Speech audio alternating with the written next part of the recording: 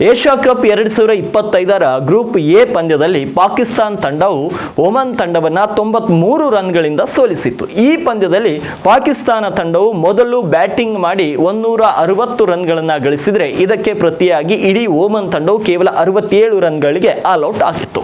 Team India ವಿರುದ್ಧದ ಪಂದ್ಯಕ್ಕೂ ಮೊದಲು ಪಾಕಿಸ್ತಾನ ತಂಡದ ಆತ್ಮವಿಶ್ವಾಸ ಈ ಗೆಲುವಿನಿಂದ ಖಂಡಿತವಾಗಿಯೂ ಹೆಚ್ಚಾಗಿರುತ್ತದೆ. ಅಂತಹ ಪರಿಸ್ಥಿತಿಯಲ್ಲಿ ಪಾಕಿಸ್ತಾನ ನಾಯಕ ಸಲ್ಮಾನ್ ಅಲಿ ಆಗಾ ಈ ಗೆಲುವಿನ ನಂತರ ದೊಡ್ಡ ಹೇಳಿಕೆಯನ್ನ ನೀಡಿದರು. ಆಟಗಾರರು ಹೀಗೆ ಉತ್ತಮ ಪ್ರದರ್ಶನ ನೀಡುವುದನ್ನು ಮುಂದುವರಿಸಿದರೆ ನಾವು ಯಾವುದೇ ತಂಡವನ್ನು ಸೋಲಿಸುತ್ತೇವೆ ಅಂತ ಪಾಕಿಸ್ತಾನ ತಂಡದ ನಾಯಕ ಹೇಳಿದ್ದಾರೆ. ಪಂದ್ಯದ ನಂತರ ಮಾತನಾಡಿದ ಅವರು, ನಾವು ಇನ್ನೂ ಬ್ಯಾಟ್ನಲ್ಲಿ ಸ್ವಲ್ಪ ಸುಧಾರಿಸಬೇಕಾಗಿದೆ. ಬೌಲಿಂಗ್ ಅತ್ಯುತ್ತಮವಾಗಿದೆ. ಬೌಲಿಂಗ್ ಘಟಕದ ಬಗ್ಗೆ ನನಗೆ ಸಂತೋಷವಾಗಿದೆ.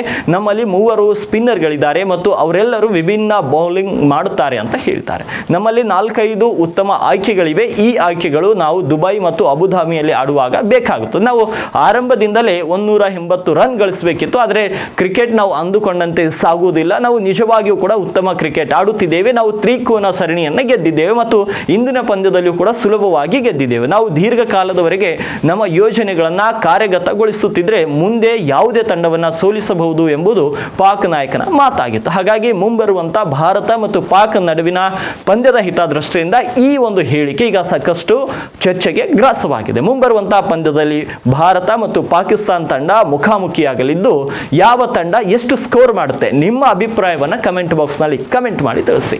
ಉತ್ತರ ಕರ್ನಾಟಕ ನ್ಯೂಸ್, ಇದು ಕನ್ನಡದ ಉಸಿರು.